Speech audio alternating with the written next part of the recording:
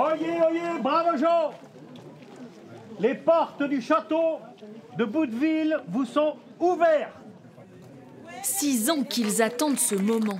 Les visiteurs se pressent pour découvrir ou redécouvrir ce lieu vieux de 1000 ans. On a plaisir surtout à venir voir ce château qu'on a vu sous le Lierre et aujourd'hui constater les travaux importants. Plus de 3500 personnes se sont déplacées aujourd'hui pour admirer l'évolution du monument historique.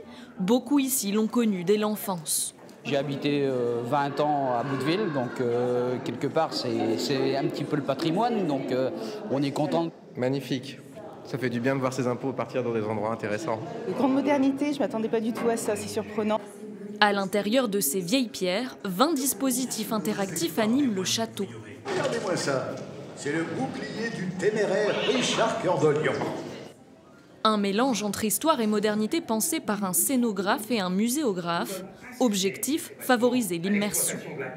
Typiquement, sur ce média-là, comme vous voyez, on invite les visiteurs à prendre part à une conversation complètement fictive entre 4 propriétaires du château à 4 époques différentes. Et c'est ce qui est intéressant, c'est qu'on participe complètement à la discussion. Coût total du projet, près de 4 millions d'euros, dont 60% de subventions. Un investissement jugé essentiel pour développer l'offre touristique. Les gens viennent pour le cognac, évidemment, c'est normal. Mais si on veut garder les gens 4-5 ans, il faut qu'il y ait autre chose, notamment quand on vient en famille. Et la visite d'un château, en famille, ça marche bien. Donc ça complète l'offre touristique pour arriver à avoir des séjours de 5, 6, 7 jours à Cognac.